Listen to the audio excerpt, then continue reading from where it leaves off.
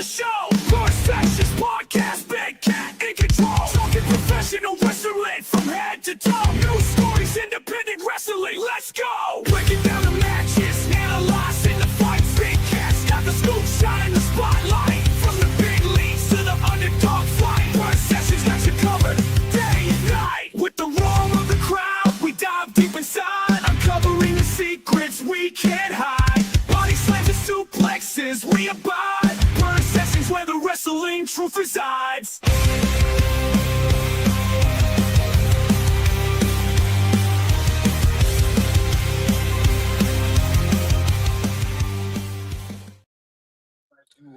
Welcome to another episode of Purr Sessions Wrestling Podcast. I'm your host, the Maine of Maine, Big Cat Tyler Adam. And of course, you can catch the podcast live every Friday, 9 p.m. Eastern Standard Time, except for we're running early because I got shit to do tomorrow. As you can tell, a lot of my shit's missing. The audio listeners have no fucking clue, but all my shit's missing because I'm moving. So I got shit to do tomorrow. So we're doing this earlier. And of course, if you can't watch us live, Dylan Nix is freaking out. Sorry, I'm fighting with my freaking. I got a second monitor, and I'm fighting with it, and I think I unhooked my power somehow. I don't know. I'll mess with it later. Of course, if you can't watch us live, you can always check us out on all audio platforms. Of course, rate us 5 stars, and if you're watching on YouTube, 5 stars for Flash. Exactly. If you're watching us on YouTube or Rumble, what the fuck? Apparently, I got a Stitch stickers came out of nowhere. Follow, like, comment, subscribe. And of course, I'm here with Dylan Nix, the Nautical Nightmare, and our special guest tonight, Eric Greenleaf, the Maine's favorite referee, even though he gets booed every single time people say that. How you doing tonight? I'm tired, but I'm doing good. I'm excited to finally be on here. I know. I appreciate you coming on. You're, of course, were one of the guys that we keep on like, fuck, we forgot to ask Greenleaf this week. Yeah, you were actually funny enough too. You're probably one of the most requested people too for us. I mean, you blame me? Well, no, but yeah. Well, a lot of folks are like, when are you guys getting Greenleaf? And we're like, when he comes on. Greenleaf for one of the Crown of Maine guys. Yeah, apparently we had one of the Crown of Maine guys last week. So yeah, or week before. Apparently, they're starting a podcast now. I wonder. Yeah, I saw that too. Yep. Yeah. So, well, it's what it is, man. People want to start podcasts. They want to do the thing. That's fine. Let them do. They're just the Purr Sessions is so popular. People just need to start podcasts about wrestling. The most sincerest form of flattery is exactly. Whatever, I'm not mad about it. Whatever that line is. I love imitation. Wrestling. There it is. Yes. There it is. God, my ex-wife would kill me for that one. So. Do you want to just explain a little bit about yourself before we get into some questions and just shooting the shit and shit like that? How'd you start? Like, so I started my first thing with professional wrestling live was an indie show, IWE, in Brewer in 2009. I saw at the time, I thought it was cool, but now, so many years later, wasn't as cool. But I got to see the fake Warrior. Oh, is that right? That's right. So you get to see Rick? That's kind of cool. Yeah, I got to see the fake Warrior, which at the time was cool. Yeah. And then I was going as like a fan every month after that, and I got connected with Primer and Eric, and I started showing up for like ring crew. I started doing music. And then one day in Island Falls, they didn't have any referees for the show. And Joni Torres, I will always credit him for this. He's the one who went to Eric Johnson. He was like, hey, give him a shot. So my first show was in Island Falls. Did the entire show by myself with no training. And then I just kicked off from there, and I believe, if I'm not mistaken, October of this year will be 14 years. Damn, there you go. Wow. Yeah. I was off. I thought you were doing it for 15 years. It might be like I go back to like when Limitless started, and then I think I started like 3 years before that. So Limitless is at We'll be 11 this 11 year. already. It'll be Yeah. 11 in September. Christ. Yep. Wow. Yeah. God. Well, I gotta get. Here's the thing. I forget I've been doing this for 7. So. Yes. Yeah. After you get the double digits, you'll forget because I don't remember really. It's 14 or 15. Yeah. 5? I can't even remember. I was there for Limitless's 5th anniversary. I remember that because that was the one in Portland at the basketball coliseum. I can't remember the name of the actual building. Yeah, the 10 years not too long ago. Yeah, crap. Yeah. Oh, Yeah. God. Went from these pizza halls and now we're selling out fucking coliseums. Yeah. Crazy. Yeah. There was more people in the Coliseum for Limitless than there was for ROH. Yeah. And ROH had Cody Rhodes and the Young Bucks. Yeah. Yeah.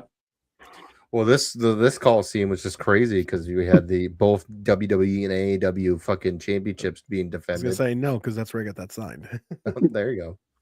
And at first I could have sworn when they first did the shot, I thought they opened the whole fucking arena up. It was full. I'm like, holy shit! But still the same setup as before.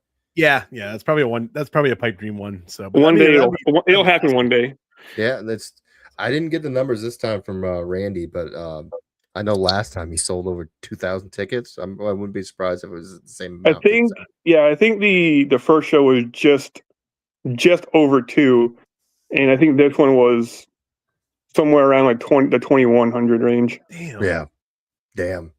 I mean, that's crazy. That is so cool. That is so yeah. Cool. So speaking of Randy too, you've been friends with Randy for quite a while, haven't you? Yeah, we became friends while we were both fans of IWE, and we would during the early days we would go to like Beyond together and like a weekend. We go to Beyond during their American Rana days, and we started around the same time too. Like I started at Island Falls, and then the next day in Brewer is when he started ring announcing. All right. So we've basically just been at the hip since the beginning. Yeah. Didn't you guys do? I could be wrong, but weren't you guys also doing some backyard wrestling before? We did some backyard stuff, yes. The Knockout King. I would go to his house every weekend, and we would do some backyard stuff.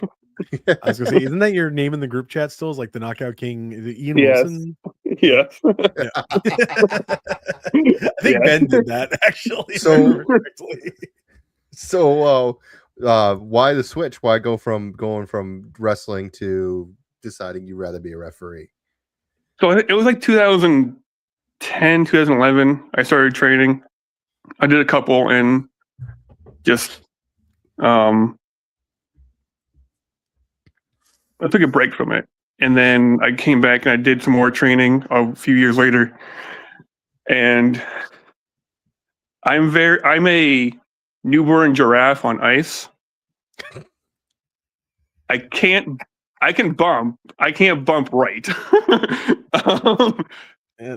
So there was. I was gonna say something, but I'm not. It's not even disparaging you, but I'm not gonna say it.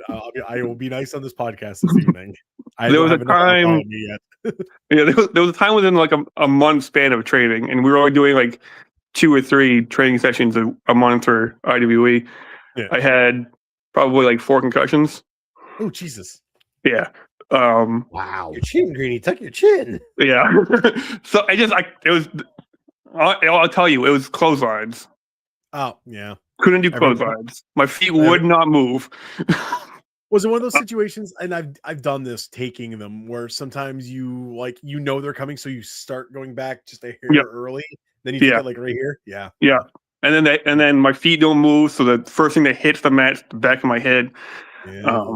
Yeah. So I was doing some refereeing also with that, and I just was like getting in the hang of refereeing. I was starting to love it, and I just was like, all right, I'm just gonna put the wrestling on the back burner for right now and just focus on reffing. And now we're here like 14 years later, and I think it's burnt now because I haven't even thought about wrestling. Yeah. Dude, I will tell you, and I'm sure. Here. Oh, there we go. Ooh, and throws the chair at Clifton. That's not going to feel good. Not at The best all. part is it's Randy Bears announcing. Yeah. Yeah. Big club to the back. I'm not sure what Wilson's doing over there. Uh-oh. He's got some kind of armbar on, maybe. Big DDT from Clifton onto the chair. I thought he was going to go for a Ooh, suplex there for a sweeps split the leg. second. Now he's got the leg hooked of Wilson. Almost like a modified. Well, it looked like almost Oh. a modified ankle lock. You know these are all on YouTube, right? Clifton Yeah, laying it all on against YouTube. Carver. Ooh, and a big drop kick to the That was side. not a bad drop kick. Sending Carver Fun right fact: we actually rented out the Island Falls building a few times. When he get going. Big kick from Carver. Just to do backyard wrestling. That's Yep. Drops Hayden Yeah. back. Yeah, Carver well. now looks like he's going to go to work on Wilson. It was a simpler time. Giving him Oh, the legs oh, out, oh. pulling back. Clifton trying to Oh pick my up the God. straps. yeah. I love it how you guys don't even have a fucking ring. You're just throw down some mats and just go Yep. at Mats. it. Yeah. Good. Just throw each other on the Be a floor, family show, basically. goddammit. Big kick from Carver. No sold that kick. Looks like a double Oh, team oh, action oh. right here. Oh, Double suplex. Very impressive. Some teamwork. So you'll get Carver a and Chris you'll get a Candy. kick out of this, I think, Greeny. So we were watching. How about Oh, what the heck vitamin were we C? watching? It might have been the last Vitamin Limitless C. show, and I'm gonna get shit for this. I know Chris because Candy. people are Ooh, big kick from Wilson. Jossie and Amber and Ben will probably come up and be like, "Really, Andy? Come on, the Now fuck." Wilson I dubbing was watching every himself a knockout suplex king. and we're grading them. Rearing back on the skull of Carver. I was like, "Oh, there's one, 8.6. Oh, that's a 9.2. That was okay. That was a nice one. That was a 6.3 or some shit." I was just being an asshole about it. Yeah. So a couple of them, I was like, "That's a 2.1." yeah. At first, I was trying to figure out what you were doing in the chat. I'm like, oh, okay, I see what you. It's like, He what the- rolled that completely the wrong way. Yeah. I'm like watching. I'm like, that's locked on completely the wrong direction. Also, remember this is 10 years ago. Apparently, Yes. I feel like this is a lot longer than 10 years. All right. Greedy, I do have to. So one of the things I will say, man, is when it comes to like refs here in Maine, like we have. I've had. I think personally, I think I've had every ref in Maine. Yep. Ref my matches. I know I've gotten you. I've had Derek. I've had Nate Speckman, like only twice, but I've had Speckman. I've had, of course, Chris Berry, rest in peace. I've had Frenchie, so I've had like almost every ref. But I do have to say, and I'm putting you over right here, man. I do have to say, when we go out for matches and I see like Greenleaf by our names for our Oh ref, my gosh! I'm Yes. like, oh, thank God. It's like, oh, thank God. Thank Mostly God. because I know if something goes awry in the match, I can go, Greeny, please go tell them this. You Yeah. know? You know? I So think it's that's like- for everybody too. Yeah. That's Yeah. everybody's like, we're having Greenleaf. Oh, That's it. there's a lot of That's everyone, complicated like all shit in this the match. all the dojo students. Like I remember, like most of you guys, like your first month or so, you're like always asking to make sure I was the guy because I was there in the dojo with you guys, Yeah. training and doing That stuff. or So like, Nate, or Yeah. shit. My first 5 matches were all Yeah. redacted. I can tell you that. I know that was him. Yeah. yeah, Because it just that's the way it worked with us for a while. Yeah. And then I think it became you for a while, and Mhm. then it's weird because like you look back at things now, and like one of the things I should start writing in my book, and I might start recording this from now on, is who my ref is for my matches, just because there's been times, and Kat can back me up in this, where we talk about like awful ref spots, like where the ref is like does like Do you the- want me to bring up one now? sure. Let's I was, go. I was about to mention this one actually. It was a we got triple. Greenleaf. We got Greenleaf. It was a triple tag team match. I think we've told you this story in person. It was a triple tag team match, and we go down. And I'm not disparaging this guy because I've seen him ref other matches and he was fine. It was just this one. It was a hat on a hat for the match. So basically, what had He to was happen also was pretty green at this point Yeah. too. each tag team needed to get a pin. Like, okay, you needed to pin both the champions to get the tag team belts. That's how it worked. Mhm. Okay, cool, whatever. So we arranged it so like each team would get like one pin on us, and then they'd fight to get the last pin, and Kat and I would end up rolling them both up in 1, 2, 3. Kind of Yep. surprise at the end. This poor ref, I get hit with a heart attack. So I'm like, I take the big bump, boom, there's a finish move, right? I go down, I'm laying there, the ref comes down and goes, 1, 2, stop. Me and the guy pinning him both look up. I look up, I'm being pinned. I look up, go 3, three. He's like, 3. I was like, oh, God damn it. Goddamn. There's.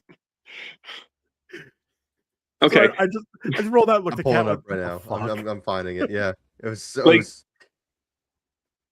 Go ahead. As a ref, unless there's a bunch of crazy stuff that you have to like remember, you only really need to remember one thing. How do you mess up the one thing you need to make sure you're always in your head? Yeah, I've learned from that too, and I've learned from you, honestly.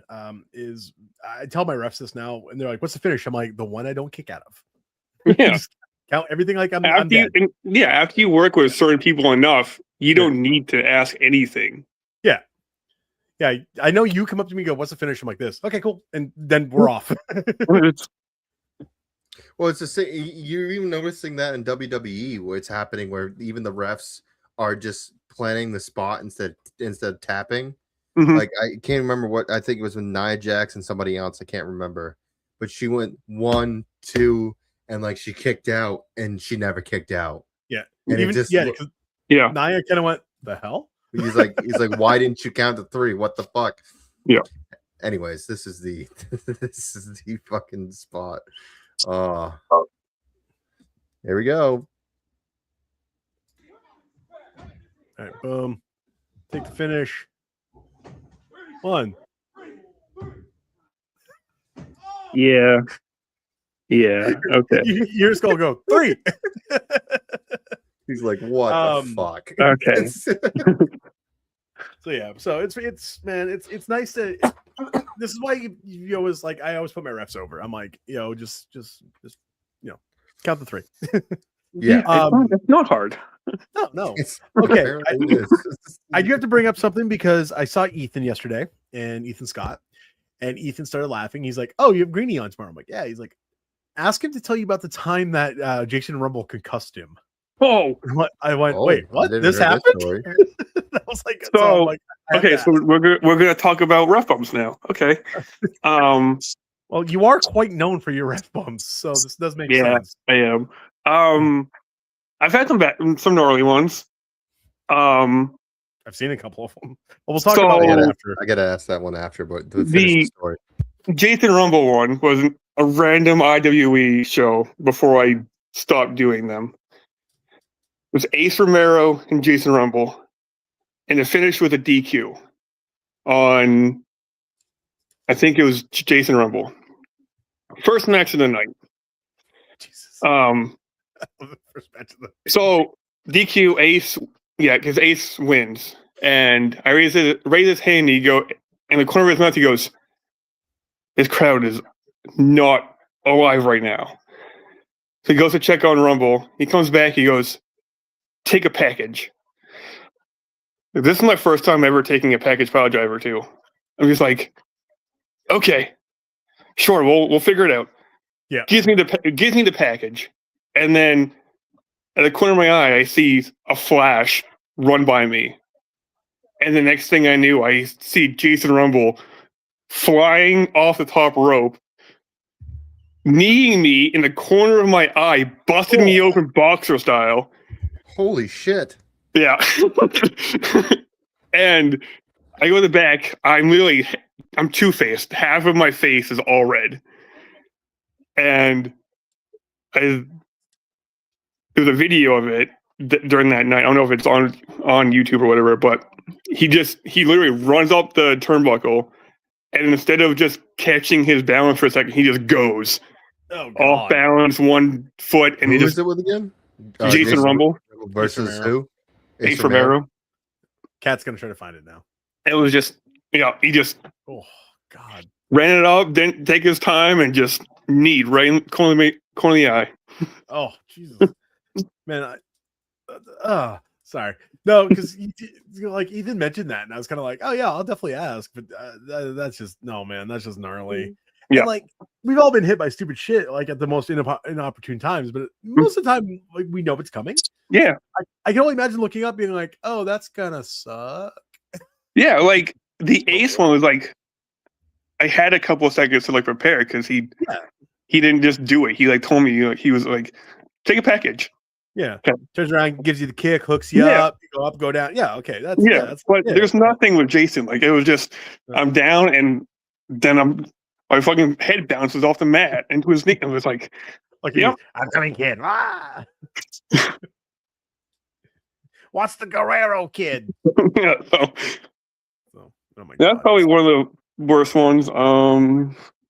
Actually, let's transition to because we usually have a question like, what was your worst bump? And since you take the Hold on. Oh, okay. Cat found it. I didn't find it yet, but he's gonna ask the question about the. I know what he's gonna ask. How did that maple board feel when not pine. only from McCarthy, but then Amber fucking Amber, yeah. Well, no, McCarthy did it first. Yeah, he did it first. And then Amber was like, "That's not good enough," and fucking broke it on Greenleaf. Did you owe Amber money or something? I don't know. So that honestly wasn't the worst one I've taken either.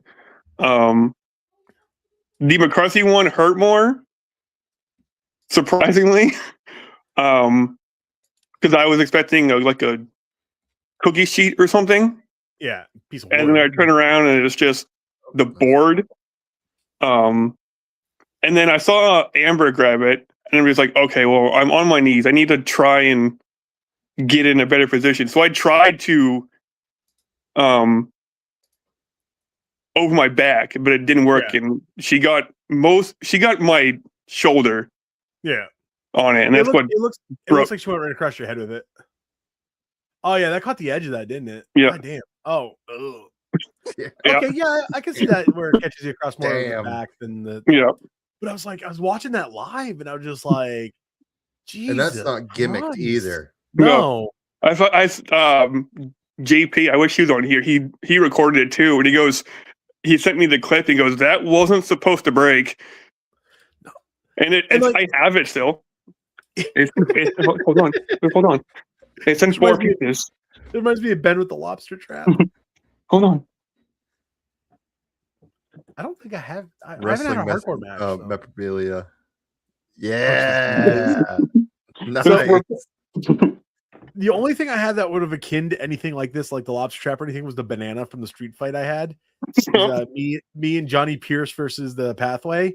And it was like a big stretchy banana that someone had given me. And it's like, it was from like 5 below. And the thing could stretch like 6 feet. So if I whipped it, it would whip like 6 feet out, like a freaking, like I'm Indiana Jones with the damn thing. And I just like beat Matt and Lee with it for like half the match. It was funny as hell. And I think I ended up signing it and giving it to a fan. Because it was just funny as hell. I was like, I don't want this in my house. And now I'm kind of regretting it, but I still have the buoy up in the garage, so that counts. Speaking of the lobster trap too, I remember Dad was talking about that. He's like, "Oh my God, my mom's gonna be pissed." Because he asked to borrow it from her just as because she was using it, I think, just like as an ornament or whatever, and they fucking broke it. They broke it more. No, it was already broke. They broke it more. Yeah. I got it right here. This is crazy.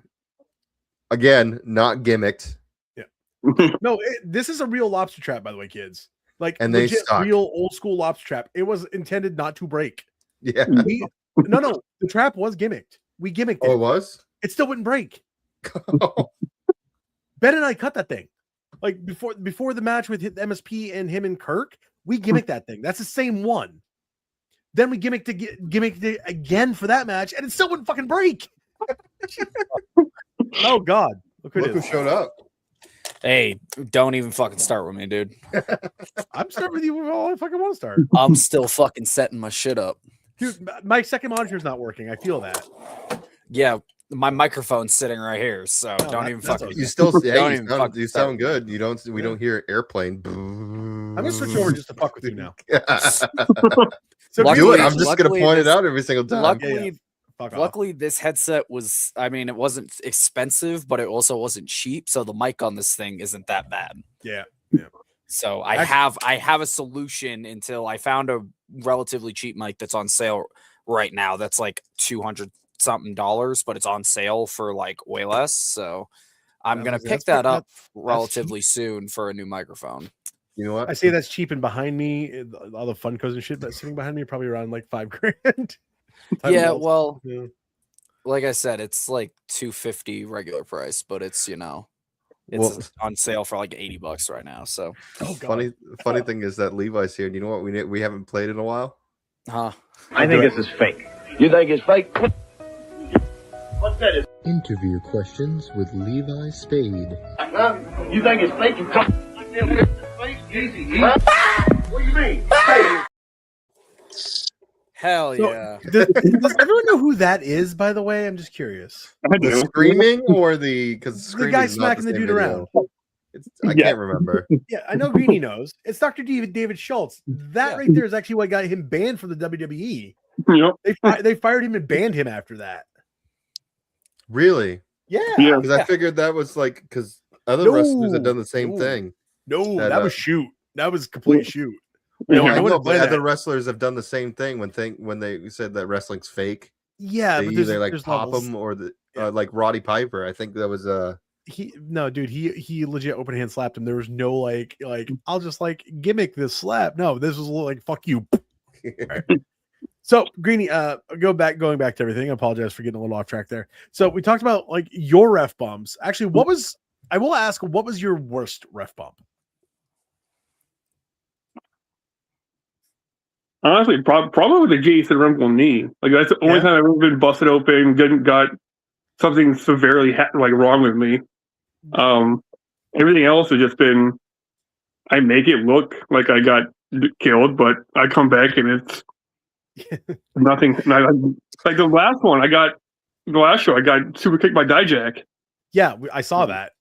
I was like, oh, Greenleaf's dead. The worst part of that whole thing, if you watch, was Channing Thomas landing on top of me after Gabby closed on him out of the ring because he landed right on me.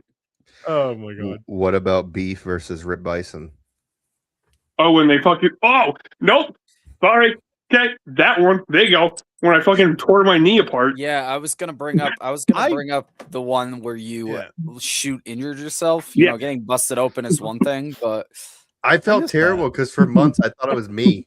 No, I thought I was the one that did it because the footage didn't come out yet. Because I went down and I felt somebody got on top of me. I'm like, fuck, what the fuck happened?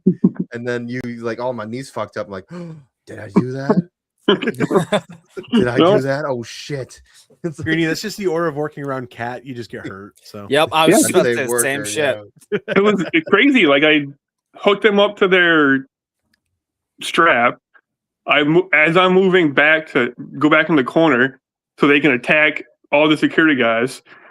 So I'm moving back, and I step backwards with my foot, and that's when Lee gets punched or whatever, takes his bump into my knee. Ugh. It goes the opposite direction.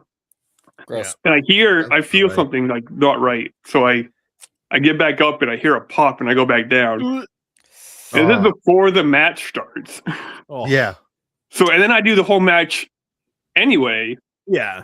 With a broken knee. And then I stupidly decided to drive home instead of going to the hospital in Portland. I drive home to Bangor, go to the ER there, hairline fracture, tibia, tore the ACL a little bit. I was out for 6 months. I remember and that. It wasn't even your fault. Nope. I can see you like you pull into the ER and they're just like, you drove here on this? Well, that's how like, I felt when I broke my ankle because I shattered it. I broke it.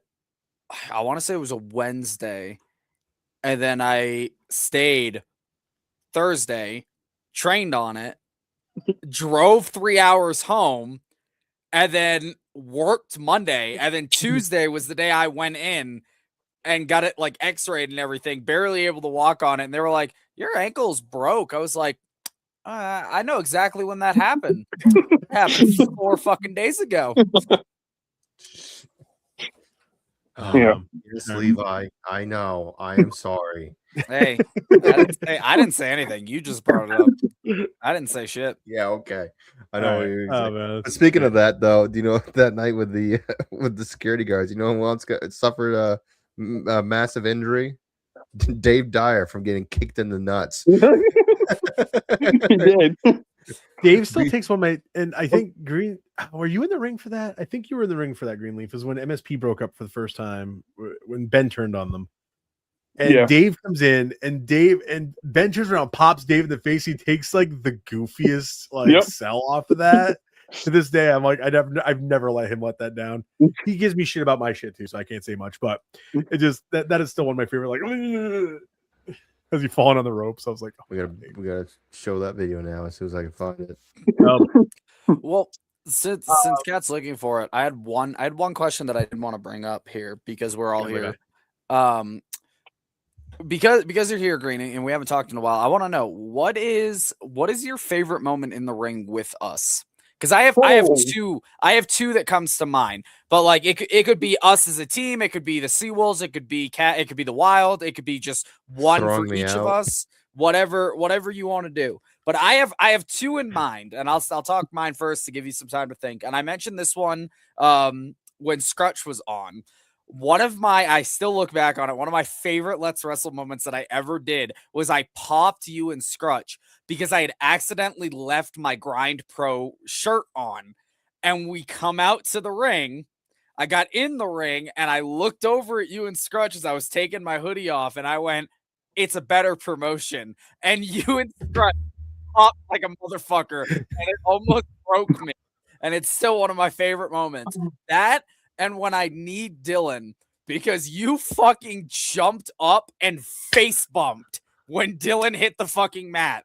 Because I just watched it back recently. I ran in and hit him with the knee, and you went and hit the fucking mat as he dropped. I was like, it's so unnecessary, but I was down for it. I don't even remember seeing. I gotta watch that back. I don't remember that. I'll have to watch that back. So, hey, I also like before I answer that, I also try and make your guys' moves or whoever's moves I'm in the ring with look better. Like the reactions that I do with like your knee or whatever, it's to help the audience also understand how impactful the move is. Yeah. And plus, if they were stupid and weren't looking at the time, they can look at me and they could understand what just happened. So with your question for you, Levi, I think it's sharing the ring. The last time you wrestled, when you wrestled Dylan, before you moved. I was just about to look up if you were a ref. I couldn't remember. I was. Yeah. I was not. I made sure of that. Yeah, you kicked me out, and you had the biggest fucking grin on your face when you did it. Yeah, I remember that, yeah. And I was trying so hard not to break too. I'm like yeah. So probably just sharing like your last match in Maine before you left. Still my last match, not just before I left. It's still my last match. Oh, really? I still have not wrestled back home since I left Let's Wrestle. I have not been approached or brought back home or had any sort of communication about coming back for a match. Yeah, hopefully soon. Big Cat, it has to be the weapons match with Alexander Lee with the thumbtacks. Oh my gosh. Oh, when you counted, yeah, we're going to go count, and I've like, caught one with a pinky. Like, ow, fuck. Yeah, I caught one of them pinky. I try not to break it that one too, because I see you do it. I kick out, and then you didn't see you go fuck. I thought you would have brought up or the when I started unlacing your boots, your shoes. Oh yeah. I don't know. I like when people like mess with me a little bit because like dude, I can get into it. If I'm a heel, it's like every match I come out with you, we'll sit there and we'll like the crowd can't hear us. We're just talking back and forth, but it looks like I'm jawing at you, like I'm really jawing at you, and you're like talking back at me. And there was one match, I can't remember what the hell you said, but you popped me so hard. Now like I had to put my face in the corner. I was laughing so fucking hard. It was a tag match. It was one of our tag matches. Was it? It was one of our tag matches. Yeah. I don't remember what happened, but it was one of our tag matches. You said something, and you because you were out on the apron because I was starting. So you were you overheard him or something happened when he come over to check on us, and you just fucking. Yeah. Okay, that's what it was. Yeah. And also, I don't mean to break people. Like I broke Who did I break recently? Oh, I broke Selena Hakate a few shows ago. Oh yeah. And at EWA, that was her ref, and she went down for a pin, and I counted 2, and she was the heel, so she was yelling at me, asking if I knew how to count to 3, and I said 5. And if she broke, she instantly broke. She's such a sweetheart. I can see her like, you know how to count to 3, 5, and her just crack the fuck. Yeah, I can see her doing that. Oh my god. Oh yeah, and boom. Oh, that was me. Shit, never mind. That was you. That was you. I thought that was Dave. Oh, okay. You just threw Dave under the bus for your own. It was me. shitty self. It was me. I was still crazy. Greeny Goose shit back then. I'm still Greeny. Also, look at the shit. hair. I know, look at the hair. I know. Fucking When so you were glad I still trying to salvage it. No, dude. Okay. If you play that back in slow motion, you can see how pissed Dad is at you for fucking up the cell. Oh, because yeah. he punches you, you sell it the way you do, and then Dad instantly bum rushes back over to you, and it looks like he's gonna choke you out. He legit, he could have too. I'd have been fine with it because it'd been like, I think That's in a the moment, great screenshot. That should in have the been moment, the thumbnail. that is a great screenshot. In the moment, it was probably one of those cells that I'm like, oh, I'll just do a big over exaggerated cell, which was what I was probably trying to do. But the problem is I didn't quite know how to do that. Do it yet. at that point. So like now it'd be fine. And I'd be like, oh God, I'd do the big, like, probably bump it out and like do a big giant cell. Then I had no clue. I will fully admit I was green as fuck back then. Oh God, yeah. Look at the Fucker. Yeah, fuck it. That's when you turned on him. Yeah. Oh man. Yeah. Look at my hair in this fucking. Oh man, freaking Lovecraft. I love Dov right to death, but holy fuck, he does not listen 90% of the fucking time. He There was one jumps time- spots oh my and God. everything. Oh my gosh. It was a Vacation Land match, and I think Greenleaf was my ref. Funny enough, and I was down, and what had happened is Jason had drugged me over the top rope early, and pulled me into a suplex. And what I wanted to do is step to the top and come off the top and do a nice flat back bump, even off the top. I take those flare bumps, no big deal. But he drugged me off the second over, and I landed cockeyed, and I landed on my hip, and I hit, and instantly I felt my back go, and I was like, oh Jesus Christ. So I rolled out, and because Jason Devine was like, dude, roll the fuck out. And he used my shoot name. He's like, Andy, roll the fuck out. So I roll out, and I'm looking at Dov. I'm like, Dov, go ask Greeny where we're going, because I don't know where the fuck we are anymore, because I completely lost track of the match. And Dov looks at me, goes, and walks off. And I was like, what was that about? What the fuck? I think I remember that. Yeah. Man, I was like, Vacation Land was such a it's what it was. time. Yeah. You know what? So there was one show there. I was the only ref. I remember This that. happens a lot, and it was a rumble, and they advertised it as like a 25 or a 30 man rumble, and they were one person short. So Oh yes, I remember that. someone's smart idea was to, hey, let's throw Greeny in. Yeah. Okay. So I was the only ref for the night. Plus, I was in it was. Didn't you come right It in was and fun. get thrown like right out? I did. I got the clothesline from Ricky and then it was either you or Dave eliminated me. Yeah, it was me. Man, Actually, I remember that. I was like, okay, so I was like, bye, glad. Greeny, and you're like, bye. Man, Like, I'm please so don't die. glad to have missed that whole saga. Yeah. Like That was I'm so glad to have not like dealt with that saga. Dude, you were at some of the Vacation Land shows. weren't I you? was in 2 shows. Yeah, okay. 2 shows, neither of which I got paid for. I don't care. The company's dead. Sounds about right. I did 2 shows. They were 2 of my first live shows minus NAWA. The only like bright side is, and I will always say it as much as I hate to say it, is that is what planted the seeds for the Seawolves. Yeah. Because me and Kat originally were supposed to start teaming at Vacation Land, and that got all fucked up. But because of that, my brain was already in the mode of doing tag wrestling stuff. And then like the very next week was the show that me and Dylan sat for like 45 minutes. And That's Luke. Yeah, and pitched and figured out the Seawolves, and then the Seawolves were supposed to start at the following Vacation Land show that never ended up happening. Yeah. But Yeah. we ended up continuing the work and making it into what it was. So, all right, hold on. I got a terrible legit gimmicks. question. Hold Yeah, on. so- Terrible gimmicks. hell yeah. Why did that The think was good? Ox. God. Oh, So cousin bad. Larry. Cousin Larry. So fucking bad. Oh my god. Ox. Greeny, actually, I got a great question for you. Besides Limitless, where's your favorite places to ref? Fucking Ooh. So I've done grind a few times. I love Rip and Dummy. So that was fun. I've worked.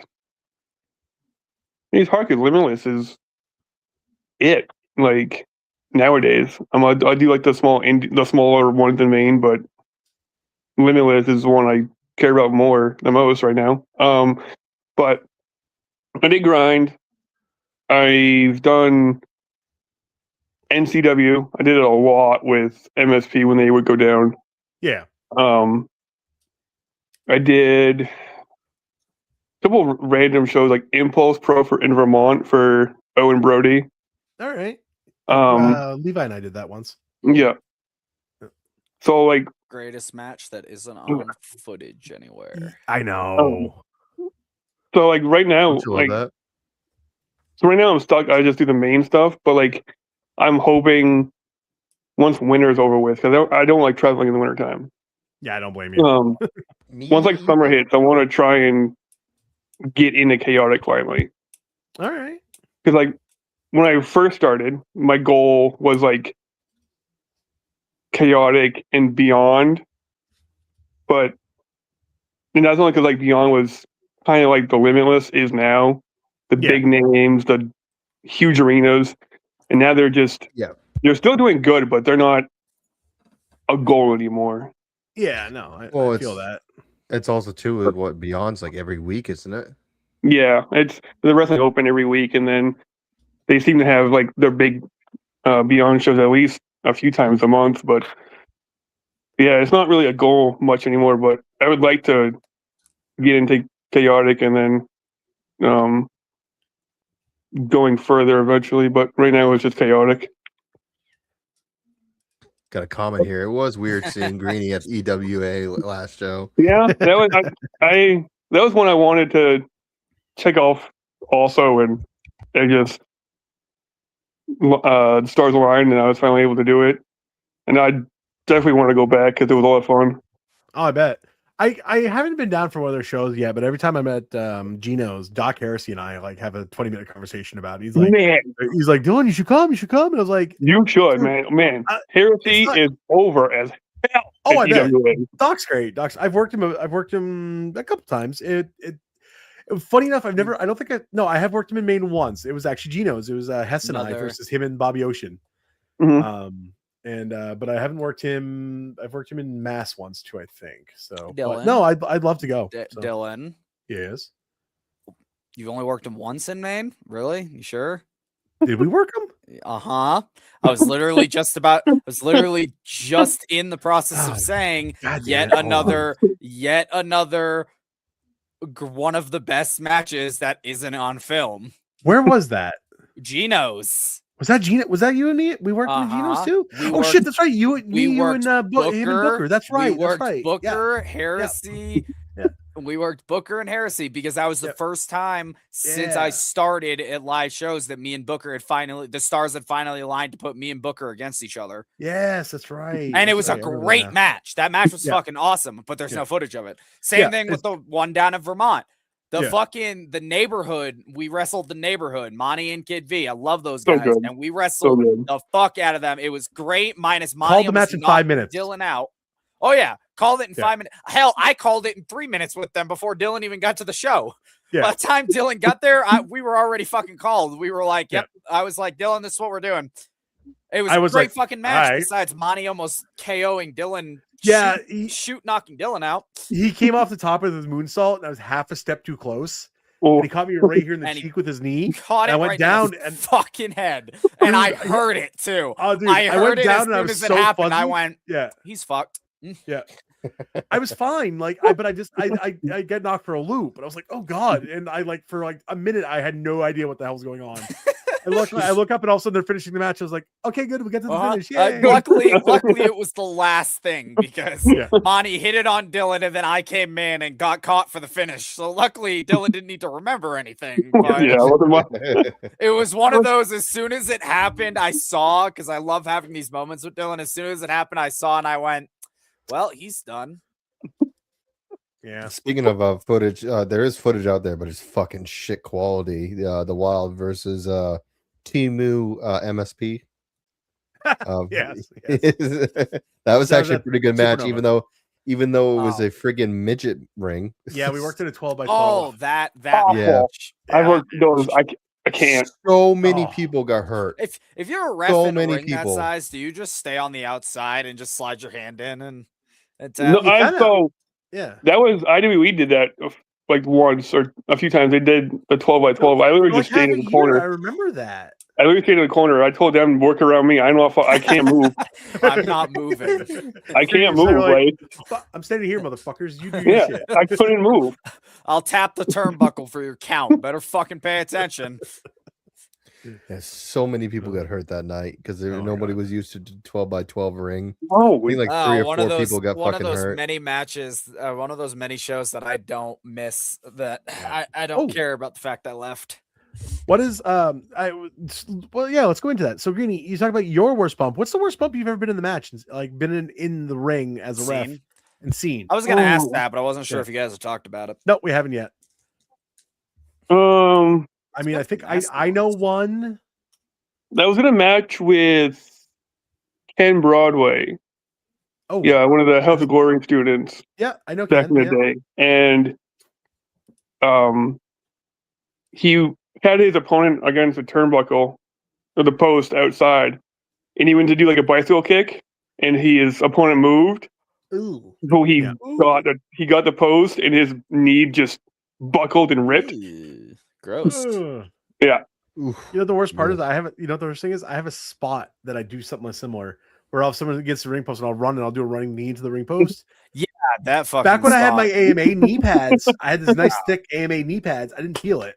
But when I switched to the thinner knee pads, I did it the first time hit, and I was like, nope, they were doing that Nope, spot not again. anymore. Yep. He fucking just- did that. He did that with absolutely no prompting in NCW, the only show for NCW that I worked. He did it with no prompting. Oh, I fucking called it. looked over at me and was like, I learned this from you, and bum rushed the post. I went, what the fuck is he doing? And he jumped up and ZBD moved and he ate it to the knee and No. fucking hit the ground. And I went, No, the first time is DPB was Oh, wait, so yeah, you know, smooth you the did it first twice. time. that's Yes. right. You hit him the first time and Dallas then was got supposed to back pull him out of up the way. and then ran back in full speed and then ate it and bumped the Yeah. floor. And I went, why? Because the first time Like, fuck that. Dallas McCarthy was supposed to pull ZPB out of the way. It did not happen that way. And I was like, I looked at Zach Fuck and I'm like, that poor shit. Zach. I looked at Zach, I'm like, are you good? He's like, that kind of sucked. And I'm like, I know, I'm so sorry. He's like, yeah, it was Dally. We're lame, but we're both down at this point. We're just conversating really quick like that. I'm like, are you good? He's like, yep. I was like, fucking Dally. He's like, yep, fucking Dally. McCarthy at the end of the match is like, I'm so sorry, guys. I forgot. We're like, Jesus Christ, Dally. He's a good kid. I like Dallas McCarthy. He's a good guy. So, but Oh, shit. actually, if I have to call one, I don't. Were you in? I'm pretty sure you were in that match, and we've talked about this in the show. Is when is it Selena Schuyler? What is her name? It begins with an S. Give me a second. When TJ Crawford hit her with the poison rana and she scorpioned. Oh, What is her name? I know what match you're talking about. Yeah. It was Yeah. it was a rumble, not a rumble. It was a scramble. Yeah, I was in Orono. I don't remember her name, but Yeah. I remember that too. Yep. I think you were the ref for that match, and I was, That was, and I all I remember is Owen Brody. It was in the match, and he just stopped being in the match. He slid out to her, Yep. and I think Torres went over too, and they were both like, "Are you okay?" And she's like, Yeah. "Nope." Oh man, there was some great viral moments in Orono. Remember the fuck it kid? Dude, it's in our botches Same. Fuck yeah. Fuck it. Okay, dude, I was That's ref for all that match. I could not contain myself. I busted out laughing. That was his name is And then Antoine. in the back, And you go in the back. Him and Xavier Bell were talking, and this was either before or after the match, and they were talking like, "Have you ever done a shooting star?" And they go, "Yeah, plenty of times." It was before because that was the finish. He goes, "Yeah, I've done it plenty of times. It's fine." Yeah. He gets up there, he looks very nervous, and he's like, "I'm gonna wing it, fuck it," and just fuck. It was funny, but yeah, you lied. As someone who does not go to the top rope all that often, if I get up there and I'm like, I can't do this move, do something else. A leg drop would have been fine. Like literally, if I'm sitting there in the match and all of a sudden I see a guy coming down for a leg drop, like, okay, I'll sell a leg drop. Cool. Yeah. You know, get up like, there. You don't just go up there. You're like, I don't know if I can do this. Improvise. Don't just do it. Yeah. Just don't. It's like, oh my god, we're going anyways, I guess. Yeah. There we go. I mean, I've slipped off the top rope trying to do shit, so I can't say anything. So I slip getting in the ring half the time. So that's why I wear wrestling sneakers and not boots. I swear. I watch people wear boots and they slide. Like especially that Island Falls show where the freaking mat was the crown ring and it was so hot in the damn building. The mat had a liquid on it. Yeah. I was the only one not slipping in our match because I had freaking sneakers on. So oh my gosh, I remember that. All right. I remember that fucking that we were the first match. Yep. And that mat was sweating. Yeah. Ben looks at us when we get back. He's like, "How's the mat?" I was like, "You got your wrestling shoes on, right?" He's like, "Well, I got my Chucks on." I was like, "That should be better than boots." He's like, "Oh god." So oh my god, it was so bad. The floor was sweating, the ring was sweating. Yeah. I had that happen at an EW show once where the floor was just sweating. It was so warm in the building. It was me and versus Brandino. I went down for a double axe handle. I hit, my feet went, and I bumped. And I see Brandino like fucking crack out and start jumping on my ass. I'm like, you asshole! I'm not buying you any moves after this. All right. I had the fucking spot, but now I can't find it. Oh, you lost it. Man. All right. Favorite. So I'm just coming up with questions as I go here, Greeny, and we just chit chat as we go too. Who was your favorite person to be in the favorite person to ref? Like who's been like your favorite? Like, oh my god, I'm in the ring with this person. Like I'm pretty sure. Like man, dude, I can give you a list, man. There's I figured. Dijak. Let's see. Who like Dijak? It was cool being in the ring with Cody Rhodes? I wasn't Cody Rhodes. We can get to we can get into that story after I tell you who I got because of Cody. Okay. But it was cool being in the ring with the WWE ID Women's Champion in the Coliseum. Yeah. Kingston was great. I've been in the ring with the Amazing Red in Massachusetts. Oh, that's cool. Yeah. Lindsay Dorado twice.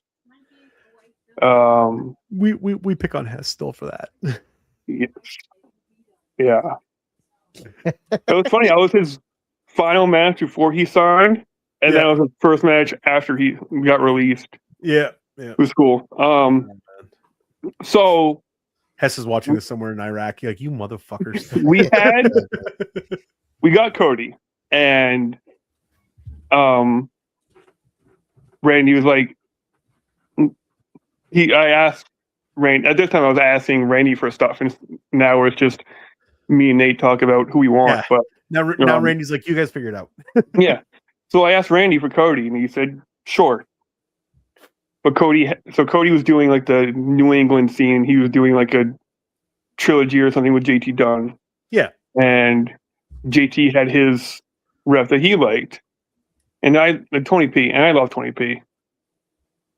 Day of the show. I think I've met Tony. Yeah, okay. Day of the show, Tony comes to me and says that JT and Cody wants to switch refs.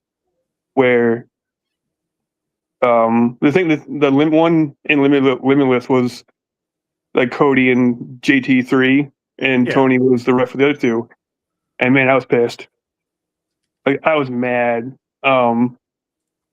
So I went to Randy and I was like, dude, what's up? Like, you told me I could have Cody, and then he's like, yeah, but he came to me and he's familiar with Tony P and stuff, and then he's like, let Tony P have this. I'll get you the next show. Okay. So I was like, all right, that's fine. The next show, I ended up getting probably I don't know if I want to say a better deal, but because it was Cody at the time, but I got to do Ricochet versus Matt Sydal. Okay, that's pretty damn cool. nice. Yeah. It was a cool little like consolation prize, but so I've worked those two. Man, I've done a lot of guys, even that are in TV now, like MJF and Carmelo Hayes, Daniel Garcia, Statlander. I've done a lot. Darby Allin. I don't think I've done Darby. Darby I think that was Ace. I think it was Kevin Quinn. Yeah, that was Quinn in that match. I think. Yeah. I remember that match. So, the only thing I'm gonna paraphrase for that show real quick. I remember that show. The only two things I remember. There's three and a half things I remember about that show. One was giving Smart Mark Sterling and Anthony Green beer because they each wanted to try the blueberry ale from Atlantic. So I got them to that. One was not being able to say hi to Tommy Dreamer. Like I could not say hi to Tommy Dreamer. I was so nervous around him. And the last part was Ashley Vox comes out in that match against MJF, and she comes out with a trident, with an full size Aquaman trident. That's mine. Nice. So yeah. So those are the things I remember about the show. Beyond that, I don't remember shit about that show. Like I've been in, and I've also been in a ring with like legends, like Victoria. Tony Bushwhacker Luke. That's cool. We did it was when I was with IWE. We did like first year of the Comic-Con, and he was there. And after the show, he needed a ride back to his hotel, so I gave him a ride. He definitely lives in a different part of the country because he asked what's on TV at like 3 a.m. here. Adult Swim. And I was like, I don't know, like infomercial stuff. He goes, where the hell is your free porn? What? That's not where I thought that was going. He's like, I don't know if you can get that on TV here. He goes, well, where I live, it's on all the time. Sorry, buddy. He probably owns like Cinemax or something, dude. Sorry, bud, not here. That's great. Okay, actually, I'm going to ask you a quick question. Speaking of legends and everything, so when we had Zach Burton on, Zach was talking about he had a match with Shane Douglas. Were you the ref for that? Because I'm going to hate you more if you were. No. Okay, good. I was not. So you can hate him less now. No, I still hate him about the same. I hate Greeny the same. Yeah. Levi, we're not talking, Levi. I'm still mad at you. At least Levi's not drinking his macaroni and cheese this time. Mm-mm. Okay. No. He's slurping some kind of cantaloupe. You didn't see that clip, did you? No. That's one of our most viral clips. It's funny as hell. So Levi comes out one day. He's got a. Okay. No. You got to explain first. I was explaining. No. If you're not a fan of the show, the bit is that Levi always ends up having food. True. Because these fuckers forget that y'all are in a fucking time zone that's 2 hours ahead of me. So when we're doing the podcast at fucking 9 y'all's time, it's 7 my time. It's fucking dinner time. So the bit is transcended into I'm trying to fucking eat my dinner while we're doing the podcast. So I always end up having some sort of food. I had perfectly fine mac and cheese. No, it was fine. It was liquid. I ate it and it was great. Samuel Matthews then lost his shit for 15 minutes because I was eating mac and cheese. It was liquid, dude. Macaroni and cheese should not run. It looked like soup. You were having mac and cheese soup. It was not mac and cheese soup. Yeah. I got there's video footage of this. Appalled. All right, sir. Oh God, this is what we live with anyway. Oh God. So if you could have, I saw Jimmy Cruz asking some of these questions, and I like this one. If you, Eric Greenleaf, got a chance to ref any match, right? Any match, you get a chance to say you're the main referee for this match. It's blank versus blank. Who are you picking? Just two guys. Any two guys, like in the history. Any two guys, any time period. It could be Sting and Flair. It could be Ricky the Dragon Steamboat, Macho Man, Randy Savage. It could be Demolition versus Colossal Connection. It could be whatever. So this is easy then, because my two favorites of all time is The Rock versus Undertaker. Oh, see, yeah, there you go. There's a Give banger. me that. Yeah, Give me that. Any of the week, man. That'd be fantastic. that'd be cool shit. So Okay, let me post something that's a bit harder. Same question, except two guys that are now. Like, can still Current be AEW, WWE, like, can still be big guys, but current. If you got a call right now, Eric Greenleaf, we need you on this show, and you're reffing the main event for. So, Fine. okay, this might be crazy. So, I'm gonna go with a guy on TV and a guy not on TV. ooh, I'm gonna go Obafemi because he is God to me now. He is my current favorite. all right. Obafemi and Rip Bison. Oh, that'd be so fucking good. Oh man. Oh, I can see Rip be like, "I kill you, big man." Oh Man, I'm gonna imagine eat that you. fucking Rip fest. Rip. That I would love be when Rip potatoes. comes up. That'd just be I love when potatoes. Rip comes up because Rip still holds one of my favorite all-time moments of me in the ring. And it's not even me as a wrestler. It was me working security. I think I've talked about it on the show before. After he fucking what is it? The love gun, his lariat. After Yeah, the love fucking, gun there. he Yeah. fucking lariat two guys, Lariats. lariat storm. It was the Channing. It was the Channing build up, and he had fucking destroyed Channing's merch table and blah blah blah blah. And he got out of the ring and went off. And I slid in the ring to start picking up all of Channing's shit so we could get to the next match. And I'm picking up all of his shit, and Rip turns around, and I'm picking up Channing's shit. I'm collecting it, and I just go. And Rip is staring at me, and he looks at me, and both in character and out of character, he looks down at me and he goes, "You better fucking run." And I was like, "You're gonna kill me, aren't you?" And he's like, "Yep." And I went, "Fuck the merch." I wasn't taking a love gun. I slid out of the fucking ring with what I had in my hands, and I went, "This is what I've got. Fuck you." I'd be like, "Here, fans, free shit. Bye." It was one of those moments where Rip, in character and out of character, he warned me. He was like, "You better fucking run." And I was like, "Run, little man." Oh Jesus! I think Found it. that and the when I think it was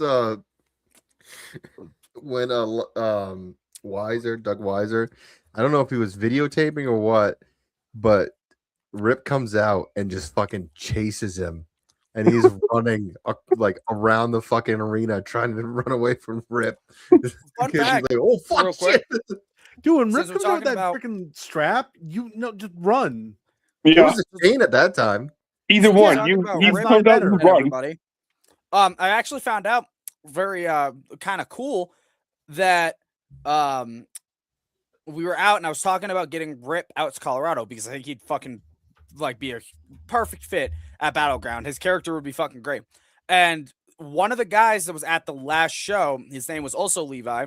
But it was so funny because he found out that I was from that area and asked me if I knew Perry because him and Perry are like best friends. And he was like, "Oh, do you know Perry Von Vicious?" I was like, "I fucking love Perry." I was like, we had Perry on my podcast. I was like, "I fucking love Perry." Hey, turns out that Perry's been out and worked for Battleground Pro Wrestling before. So fun little fact that a great example of how fucking small the wrestling world really is.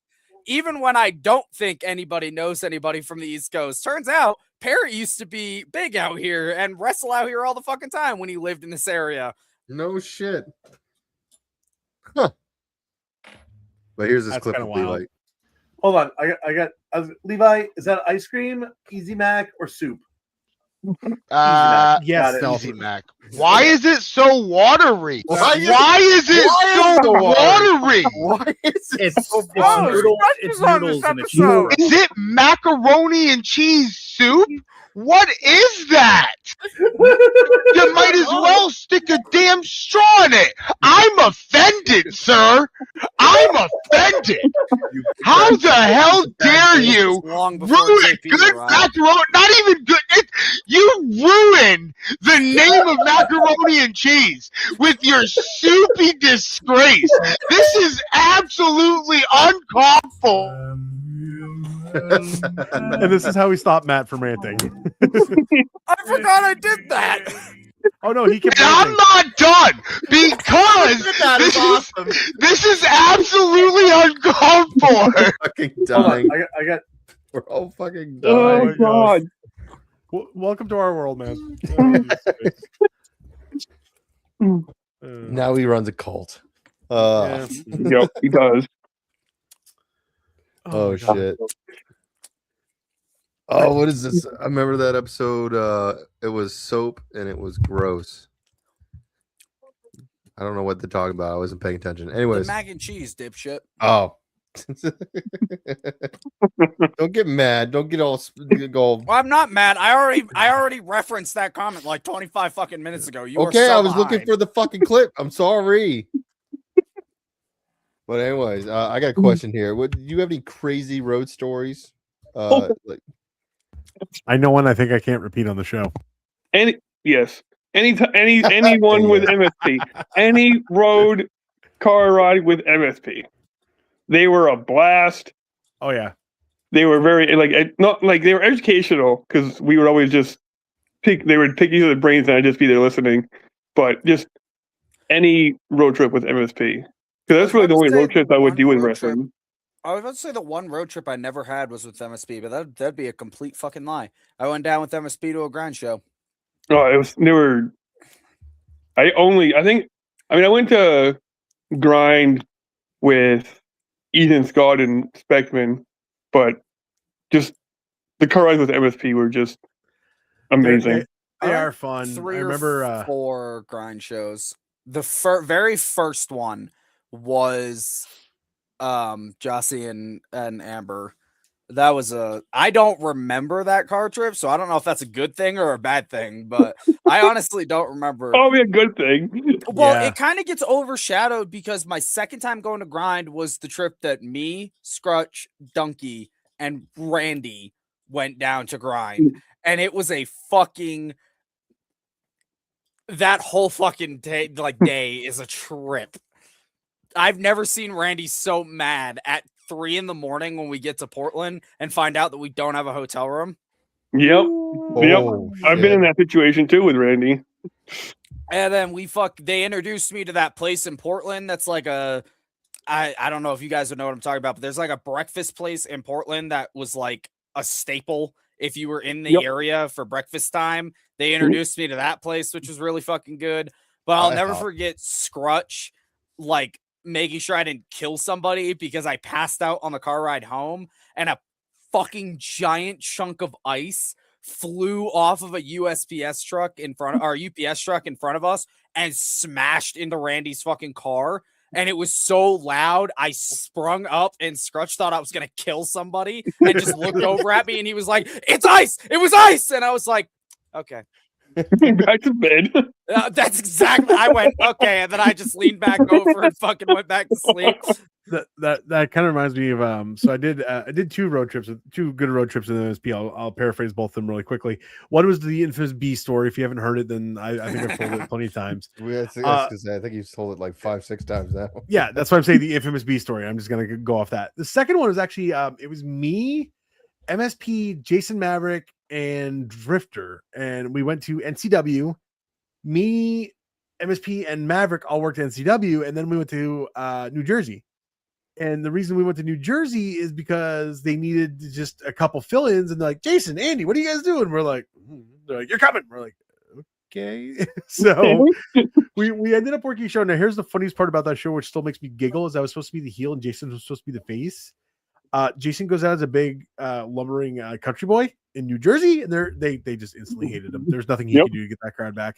And he's like, well, I guess I'm working heel for the rest of this match. And I was like, okay. And then I suplexed him, and they're like, oh my God. I was like, not that Easy. hard, guys. Yeah. I did that with the dojo students once, where natural state of being out here. Yeah. Do one suplex and get a pop from 200 people. I did that at Gino's once. I hit Donkey with a freaking I think it was an exploder. It wasn't anything big. No, it was a vertical. It was a snap vertical, and the crowd was like, suplex. They popped. I was like, oh my God, if Larry let me go, you guys would see like 20 different versions of this. Yeah, right. But he never puts me in there with anyone I can throw. It's always like, I like Paul, but it's always like Paul, and I can't really chuck Paul around. No, Yeah, can't break break him him. more. Jesus Christ, Yeah. don't break him more. Yeah. But oh, actually, that brings up a great place. What is your favorite? Like, again, besides Limitless, because we know Limitless, where's your favorite place to ref? Like, what building have you been in that is your favorite building to ref in? That's not Limitless. That's not Limitless, because we all know. Yes. Yeah, I mean, Yeah, obviously, yeah. Where have I? I like the building that Grind does. It's small, but That's a cool building. Yeah. it's compact. It fits a lot of people, so like it feels like there's a lot of people, and like they're always loud. We did some. I think it was for NCW. I think. I went down. We did like this weird like roller rink Huh. type show. Like it was like a ring in the middle of a roller rink, which was it was cool. The lighting was Never done that. the lighting was kind of like a spotlight, kind of like we do at the Coliseum, but a little brighter. And the way they like did their setup was cool. Like they had a big entrance, and they didn't put chairs out like a normal wrestling show would, like in a line on all four sides. They kind of like zigzagged it a little bit. Huh. But I mean, nothing beats the Coliseum, which Yeah. is just. I don't think I've. Those are the two biggest shows I've like in front of fans that I've worked. Yeah. I've also worked in shows that are like 10 people. So. Yeah. Yeah. We so all have. We all have. Where you walk out through the curtain, you're just like, oh man. And then, 9 of like- them are family. Yeah, like it depends. Like if I'm other than Limitless, if I'll go out, and depending on how the crowd size is how far I'll dial up like how serious I am. Yeah. Like if there's a crowd of 10, I'm gonna be goofy and I'm gonna Oh my not give God. a shit. Thank you. I finally remembered the thing. It was an MEW show. You and I. It was it was Stormy. Oh, it was Stormy and Johnny Pierce. It was the 3-way match where he won the main state title. They were outside the ring talking or something, and you leaned over to me and we just started chit chatting like we were having a conversation like they were outside the ring, and the crowd started fucking laughing their asses off. Thank you. I was trying to remember that damn spot. Yep. Like and depending on the crowd size, I was like, do I be serious or can I be goofy and try to get the crowd into it more than so. I think that's a great thing about me being in the ring as a face too, is I'm just goofy anyway, like as a face. So it's like you can just play off me and we'll just have fun. So Yeah, depending on the show, it's like I really don't give a fuck. Limitless, Let's Wrestle is when I'm stressed out, but every other show is just like, I don't care. Oh yeah, this one over here is like, fun. I mean, he's like, yeah, we can do MSP versus Pathway versus the Wild, and I was like, no. because that'd be awesome. No. Oh, you pointed okay on I meant that way. StreamYard. You pointed that way, which is to nothing. I went. Yeah, I know. I thought you were pointing at me, and I was like, you just don't want to do it because you still have Ask Levi PTSD. what happened last time we worked a three-way. I was gonna say you match. still have PTSD. I do. When you got chopped shit out of by Amber. I don't care about getting I don't care about getting the shit chopped out of me. I care about having a bad match. Like if I screw up a spot, dude, if I screw up a spot and then the rest of the match is great, I don't care. But if like I It messed up, wasn't even that bad. It wasn't even that bad. Are you talking about the MPW, the MPW one? For the no, titles. the for the titles. It was for the titles. The Let's The Wrestle one. Seawolves POS and MSP match. Oh, I thought you were talking about the MPW triple threat for the tag titles. Oh no. That one was whatever. Oh, the one with the Pathway in the neighborhood versus the Wild. No, the Problem. the Pathway in the Wild. We were the only face tag team, which is really tough. So I was angry at that. The reason why I was angry at that is because I was like, okay, this is my time to show, because everybody's like, cat's out of shape, cat's blown up all the time. I'm like, okay, trying to prove these fuckers I can fucking go by myself. Mm-hmm. And then for the match, it's like, okay, we're just doing one-offs and teams. I'm like, why? It's a triple threat. Let's have 3 people in and have me work up. No, we're not doing that. I'm like, okay, I see that even the promotion thinks I can't do it. Okay, whatever. Yeah. I stopped paying attention. The last thing we were talking about was the venues. I wanted to say that there's one venue that I regret that I never worked, and I really hope that maybe one day the stars align and it can happen. God, did I want to work the Morgan Hill Event Center? Oh, so good. Those are good buildings. I love it. Yeah, like, man, one day, like, if anybody's listening, I want the stars to align, because that is like one venue that is on my bucket list of I want to work the Morgan Hill Event Center so bad. I have a really cool picture of me punching Mike McCarthy or giving him a big forearm. Just it was the middle of Let's Rumble, and it was before. Oh God, was it before the Seawolves? It was somewhere near. It was before Seawolves. It was just before, because I had my purple gear on, but I wasn't. Yeah. We weren't. Yeah. No, it was before. It was the second. It was the second Let's Wrestle show. I was always after they returned. Yeah. I was always afraid of falling down the stairs like I did at Gino's. Those stairs, I am afraid too. Greeny, have you ever ref Gino's? No. What? No. Bro, you gotta get that fix that. Portland. So come on, man. That I do want to do it, but and I've talked to Larry about this. The only way for me to do it is to like do his other shows first, because he says Gino's is like a reward for doing all his other shows.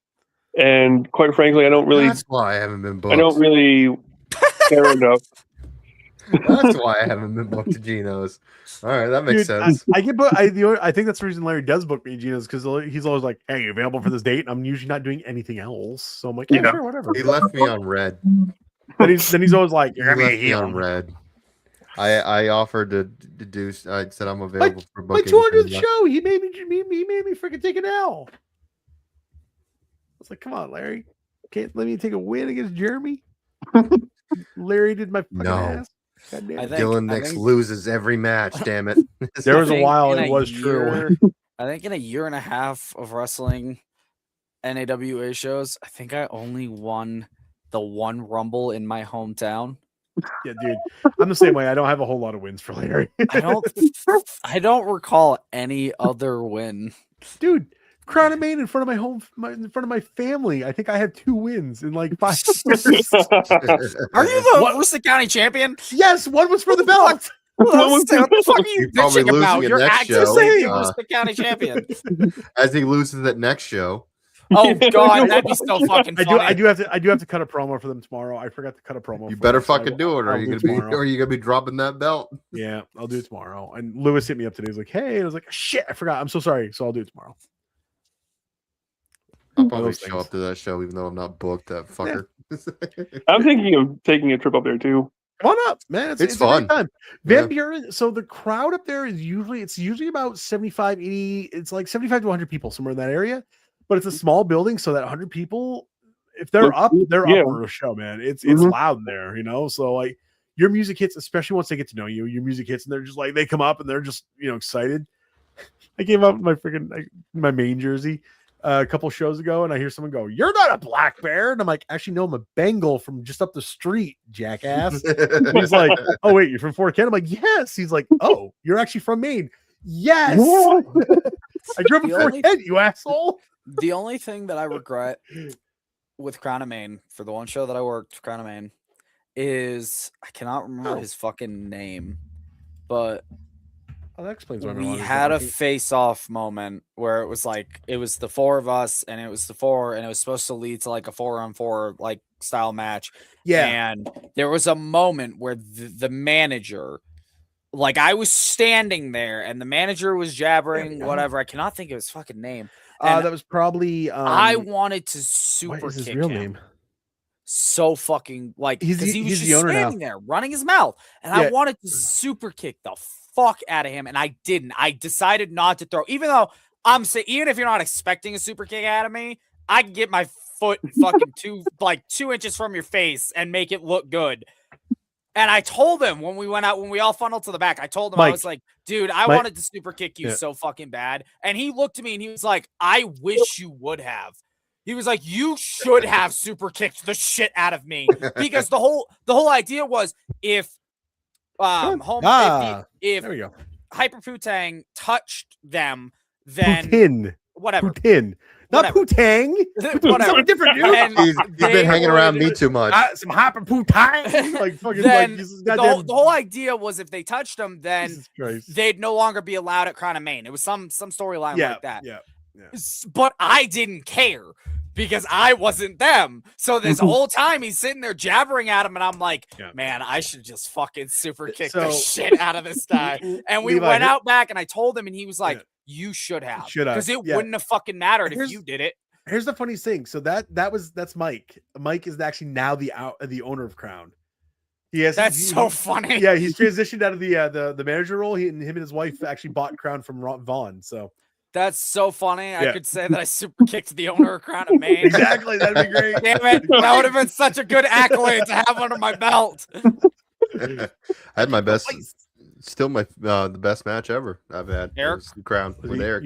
You and Eric. That was a good match. That was a good match. That was a really that good match was fucking insane. Eric and I had we were supposed to go 15 minutes. We went 6.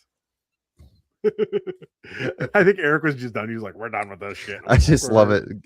I'm on my hands and knees crawling to the back, and everybody's on their feet. And I'm like, "Oh, this is new." And then Eric comes up behind me and just goes, "Follow that, bitches!" And he walked right through the curtain and went, "Follow that, bitches!" And we all looked at each other and went, "Fuck." Ah, shit. That was Crown's actually the first time I did a missile drop kick, a successful missile drop kick, I should say. So yeah, it was fun. Yeah, I want to start throwing those. Yeah, why not? Sure, sure. I gotta get into training. Are we going to say that we can't do this? Because I think I proved this wrong when I did a fucking springboard crossbody. I need some more rum. Don't look at me. I ain't taking a missile dropkick out of you. Why not? I took one from you. Kat, can I point out something there is a 220-pound weight difference that I can point out for a missile dropkick. Thank you. I let you give me a German suplex. Actually. You're gonna let me fucking missile drop kick you. Fuck no, bitch.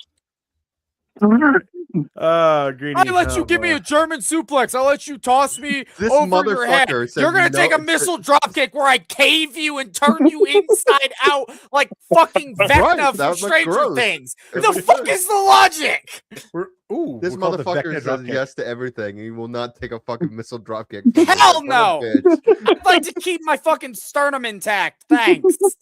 Goddamn. Well, or my stomach intact because you have 3 inches height difference on me and you still won't be able to get high enough to hit me safely. You'll fucking stomach me and I'll throw up my stomach. Like my physical stomach will come out of my mouth. No. Anyways, God damn it, Greedy. So I know what I'm practicing next time I'm training. Yeah. Well, we have to have a ring training. So that is true. Oh man. Amber did throw in the chat. She was going up to open ring. I had to work. So Well, yeah, that's what sucked. It was the last minute thing. It was like, wish I could. Yeah. God. Levi, you got questions for Greeny? I'm running out of questions here. This is your segment. I gave my one question. Yeah, I don't have my book. I have no idea where it is. We are getting close to time, anyways. We got 6 Yeah. minutes. I guess we can do. Do we do Riff favorite for match? 6 minutes. We did favorite Yeah, match. no, right? we did not do favorite match. No, we did not do. Yeah, what's your favorite match you ref? Actually, you can do it as a two-parter. What's your favorite match of all time? What's your favorite match you've refed? And yeah, those work. I like those two. Favorite match I've worked. And I go back to Ricochet, Seidel. Those two were guys I watched on the Indies before. Ashley Vox and Chris Statlander in the unsanctioned match in Westbrook. I love that match. That's one of my favorites. Reffing the first Limitless title match.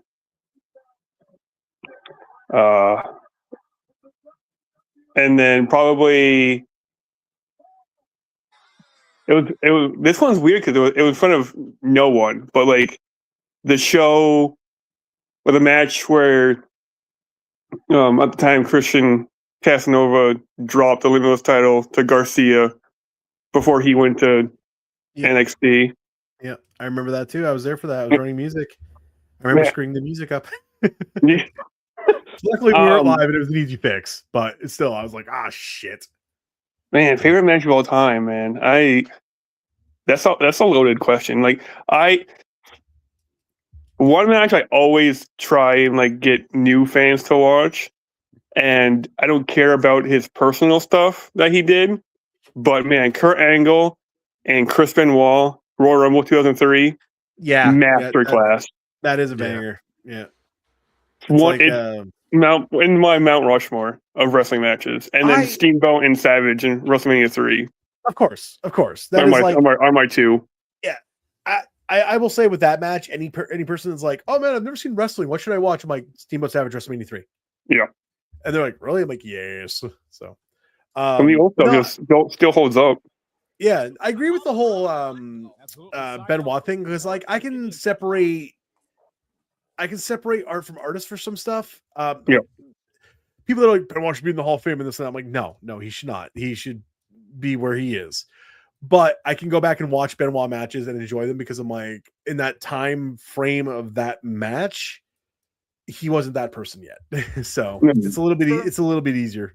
Plus, I look at it this way: if wrestling is different in an art form, because like art from artists, a lot of people argue, no, that's bullshit. Like Harry Potter, great example. J.K. Rowling's great example.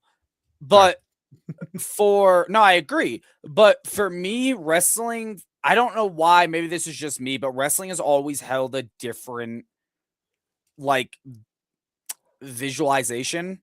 Yeah, like that's a great example. Like Benoit was a piece of shit. Benoit did something fucking absolutely horrible. But when it comes to his in-ring work, the character of Chris Benoit was something miraculous. I mean, no one could touch him. Hardy, Kurt Angle, like I could list all of these people. The character is what we look at. The person, and maybe it's just because our business is physically driven, but it's also very character driven, so it's a lot easier to separate the character whose body of work we're looking at from the person who may have been a piece of shit or done a bunch of drugs or fucking killed somebody or whatever have you. So that's a weird side note. I see Lee, I see Jamie, and is that Raph sitting there just behind that green thing? This is the Ricochet match that I pulled up. Yeah. We've seen this before. Ricochet looking to clinch his hand. Top shelf, Trey Nelson. He likes to snap off He's so good. I love Troy. Still has some of my favorite Limitless wrestling moments. God damn, Him and MSP versus fucking the main event. Yep. That match is so fucking funny. Man. I miss this building. You're grabbing his meat. Stop grabbing his meat. Get out of here. Oof. Absolutely not. I would say if I did That's that fucking spot, I'd crazy. have done a capture suplex right there. That fucking moonsault was. Well, you wouldn't do a moonsault? Nah, Dude, the day I'm a fat Dylan kid, I without a throw people. moonsault, I hang up my boots. I'm a fat kid. I throw people. If Dylan hits a I moonsault throw that people. clean, I'm hanging up my boots. I I'm literally gonna will make announce it- I'm retirement. Why did he do I'm that? literally just gonna make it sure. I'm a fat kid. I throw people. Actually, I do still want to get the have a nice suplex you shirt done. I like those. You should definitely do it. Woo! Nice cut, nice jumping cutter. Oh, That the was dope. sell on that was crisp. I've never seen this match, so Look at Oh, Greeny. it's so He good. doesn't. Jump Greeny to the doesn't fucking finish. age. No, Looks the same. Looks the fucking same. I will pick on him for 5 seconds. At least his haircut looks good here. Wow. I've had some bad ones. The road. Yeah. Yeah. Again, Northern Lights suplex. Those lights. Oh, that was clean. That. Ooh. Ooh, float over. Ooh, Float hold over. on. We're gonna. Oh, Wow. Jesus Christ. Oof. Think things I can't do for 500, Alex. Yeah. Right? Things I can't do for 500, Alex. I just saw Alan Profit. Yep. I saw Lee too. Oh, I saw Leah earlier. The fucking selling on these two Levi Yeah. is did you insane. feel The that? way, not just the selling, but the way they move. Yeah. Like They're crisp. the way Ricochet hit the kick and moved, like I don't know what it is, but he moved in like a weird way. And he's calling for the Browns. That's 6:30. That'd be a good question. I just thought about one. What's that? Out of Greeny, because you've been around for a bit now.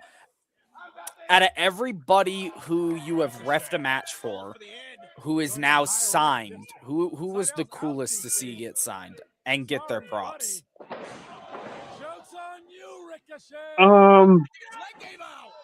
That left leg gave out.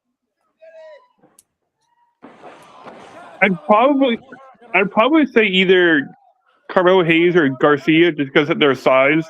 Like they're not the typical like size guy like the big companies want.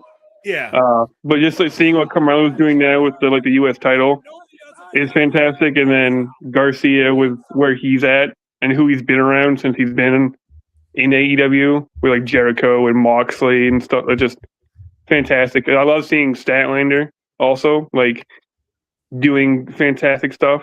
Does she still have the belt? No, she dropped it last week Gets getting hurt. to Tackler. She gets hurt a lot. She does get hurt a lot, but when she's healthy and on, she's Some people are just Top bad. dog. Some people just have the luck like that, man, where it's Well, like yeah. Seth's doing the same thing right now. Yeah. Seth's What? fucking getting it. Seth is the same. oh, Seth. Dude, that entire group is cursed. Yeah. man, that group is That group is cursed. I just happened to think about that one because we were watching that, and of course Ricochet was in that video, but also me and the guys Side in the group chat were talking about we're just talking about the fact that Ricky Smokes is now NXT Tag Champ. him too. Yes, Yeah. okay. Yeah. Ricky Smokes too. Like seeing Like where we were he's in starting. the group chat, we're just talking about the fact that how fucking like not weird in the fact that none of us believed in him. Like we all fucking knew Yeah. he was Oh, destined. yeah, Ricky's He's great. Good Yeah. shit. Yeah. He's a good dude who is an amazing talent, but it's just so fucking weird to open my Instagram to see Ricky Smokes with the NXT tag titles. Yeah. Like, what? I Yeah. joked and I'm Yeah. like, it's amazing. Like, so I've been in the ring with a lot of good talent, and like all of a sudden I see that and I'm like, I've now been officially in the ring with someone who is a WWE champion. It's crazy. My brain now hurts. Yeah, So- I watch really. There's wrestling on every day now, so I watch wrestling every day, and just like it's being the I ref for this guy, I ref for this guy, this person. It's I just love it's doing crazy. that out here because Colorado is such a, I won't say a smaller area when it comes to professional wrestling because there's a lot of promotions out here, but a more like the Midwest is very hard to establish unless you're in like Nevada, like Las Vegas area. Like Las Vegas is great, but Yep. like the other portions of the Midwest. So I love being able to be that guy that's like, oh, I know this guy, I know this guy, I know this guy, I've learned under this guy, I've learned under this guy, I've learned under this guy's taught me, this guy's taught me. Because I just run down my list of people that I have learned under, and I'm like, yep, all of these people I have learned one thing or another from. And half of these people are like, yeah, I know my trainers out here. Yeah. People that get, or like people that get flown out here. Texas is another great one. There's a lot of wrestling out in Texas. Texas is another good one in like the Midwest area. But there's just like, I know my trainers, and I'm like, yeah, Anthony Green, Anthony Henry, JD Drake, Lindsay Dorado, Matt Taven, Jonah, Speedball Mike Bailey. Speaking of Matt Taven, I absolutely love Matt Taven every time we see him because he remembers you. He'll come up and be like, "Hey man, how you doing? How you been since last time?" And I'm like, I don't know if I told you guys, but when I wrestled at the mall, I got reminded because I was in the like nerd shop when I wrestled at the mall a couple weeks ago. I got reminded that I've met Max Caster. Yeah. Not only did I meet him, I'm the one that drove him to the airport. Yeah, I drove him back and forth. I had a whole fucking 40-minute car ride with the dude. I completely forgot that I fucking like knew him in any way, shape, or form. I have JD Drake's number in my cell phone. I've never called the man. I've called him once when I picked him up from the airport, but I still have his number in my phone. Will I ever delete that? Absolutely not. And it might not even be his number anymore, but it's still in my phone as JD Drake, which is fucking cool. Yeah, it was just one of those moments where I literally saw a figure of Trevor him. Murdoch. An AEW. I saw an AEW figure of him, and I went, because I always love doing that when I'm out here. I like going to shops, especially if there's an event going on. I'll go to shops and I'll look for all the figures of people that I've met. And I saw a figure of him, and I went, oh my God, I went, wait a second. I had a whole fucking, and I was telling the guy I was talking to about it. The reason why is because Max was one of those people. We didn't talk shit for wrestling when we were driving. We talked about music because he's a musician, and I knew like was in the independent music scene back home when it came to Southern Maine. So like our 40-minute car ride was all about music. We talked a little bit about wrestling, but it was just like two bros talking about music the whole fucking time. And that's why I forgot that I knew him, because I completely spaced on the fact that, because we didn't talk wrestling. We talked other shit. Kat, I have to ask randomly, what is in your fridge behind you? Beer. It looks like Coors Light. Please don't tell me it's Coors Light. Please have some taste. Worse, PBR. Oh, Jesus Christ. Godzilla! That's why. Okay, that's kind of cool. Fuck, I hate to admit that's kind of cool. Literally it's literally just a fridge full of beer. Yeah, it's fridge full of beer. Well, I was trying to look at the beer because I figured it was beer, but I was like looking at it. I'm like, what is that? What? There's actually probably about 15 in there that I still got to Cat finish. actually, Cat drinks about 20 on there's a good question. Greeny, when you go on the shows, you always hear chants at the shows, right? What's your favorite chant? What's the one you hate the most? Like for local shows? Ooh. Maine's favorite referee. Boo. Dude, that's a term of endearment for him now. Actually. No matter like if I'm first on the card or like later, I always make sure I'm at the curtain during the announcements to see to hear how loud it is. Yeah. Always. I don't know. I think the like nowadays like the what Greenleaf can't count. like the only really chance at like the Limitless shows are like this is awesome and stuff, and like most time it is, but like the TV stuff is like, and it's been forever, but like I kind of am getting sick of like the what. I've been sick of that after since, like, every other word. I don't know. I'm starting to like be sick of like the what. Yeah. What? Yeah. But no, I'm always at the curtain when Rich or whoever's announcing me just to see. Like, I'm also seeing like, will the other refs get a reaction? And Nate does. Nate will get like a couple of claps here and there, like a couple of claps and stuff. But I'm always there to see how loud my reaction is. And there was twice that I can recall that I've gotten cheered. I got cheered at EWA. I think I remember that because you were like EWA But there was You another picked show. that up. Yeah, what was the other one? And then I got cheered at Vacationland. Yeah, That's it. I remember Vacationland, that. I'd be like- Yeah. You're like, Vacationland. I remember it. Yeah. I had to work like 5 minutes down the road when their show started. So I'm like, I'll be there when I'm there. And like it was just Barry, like Chris Barry. He did like the first two, and then I was supposed to do like match 4. Yeah. But I got there right before match 3 started. So I'm like, all right, well, I'll take over here match 3. Yeah. I come out and like Randy and the couple of students yeah, were in we the were all, corner doing we were all music in the back. in We're like, the corner. I come out and I fucking just big old fucking pop, and I get on the fucking turnbuckle and like yeah, only 2 times, but that was the night of Ace versus Alexander Lee with their sword fight. Was that one? Yeah. Okay, good. Yeah, I remember You said that. you said Ace, and all I could think was no, it wasn't Ace. It was Ace Austin versus Rip Bison. The main event of that 15 match card. oh, I would have walked out. We were there forever, man. It was like Yeah. running. That was every walk show. over there. 15-minute, Oh. like 15-minute cards. It's breaking news though, really quickly. We're talking about Kamala Hayes. Tonight, Matt Cardona answered the U.S. Open Challenge. So it was Matt Cardona versus Kamala Hayes. great. Matt Cardona is a fantastic guy. Like when we had it out in Herman and I had him, we got to talking after the show and stuff. He is a genuinely nice guy that cares about wrestling and cares about everyone doing their best. I wanted him because it was a Morgan Hill Event Center and I was what had happened? I was I wasn't sick. I was hurt. That was just after the Whoopie Pie Festival, right? If I remember correctly. Yeah, no, I'd hurt. That's where I hurt my leg. So I was like, I told Randy, I'm like, I'm gonna come hang out, but I can't do shit. I can't walk. And he's like, oh man, are you good? And I'm like, yeah, I'll still come hang out. And there's Matt Cardona. And I went down and said, hey man, pleased to meet you. And I have a intercontinental title. And I was like, I'd love to get him to sign it, but it's like a cheapy one and it's tarnished. And I was like, I'm not gonna have him sign the tarnished one. Like if I'm gonna get it, I'm gonna get a good one, have him sign a good one if I do that. So Fuck not being able to do anything just because you're hurt. I was in a fucking boot and got to merch handle for Scotty Too Hottie. Oh no. I was like, I didn't want to like have to haul ring bits. Yeah, no, I didn't do that shit.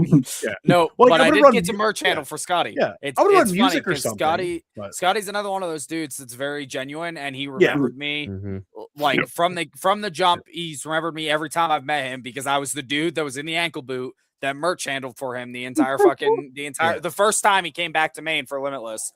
And it was great because my mom had come up and we'd gotten a picture together and got her to sign. She got him to sign some stuff. And I'll always tell this story because I love talking about how good, like, genuine Scotty is of a guy.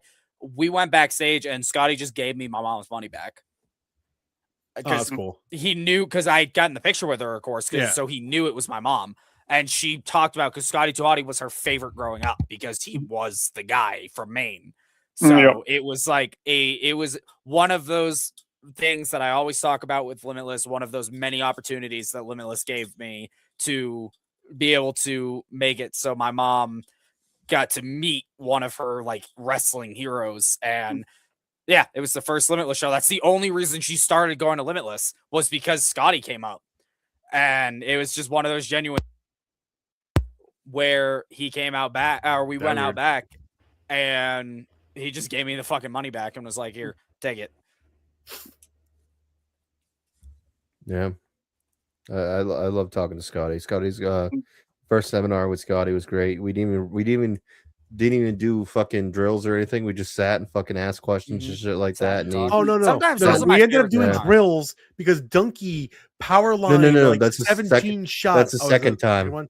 The first one, we just sat and we just asked questions, and he would just fucking talk. So the one I was business. at, Donkey power lined like 17 shots of pre-workout. He's like, oh yeah, I remember that. He was having the shakes. I remember that. Oh, calm down. Yep. Sometimes those are my favorite seminars, though. When you the ones that sit and chatting. Yeah. That's what I did with that was basically the Sam Bodie seminar that I just had.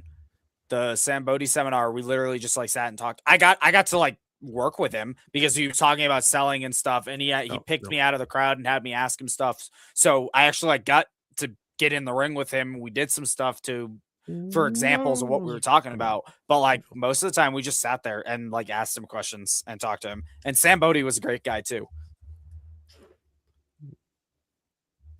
Yeah, damn. Well, we've been on for quite a while, so we're past the time that we'd have you on, but we appreciated you there, Greenleaf, and I have to go to bed, so let's fucking end this shit. Where can we find you there, Greenleaf? What do you have shit coming up? So Shows you're doing? March is very busy for me.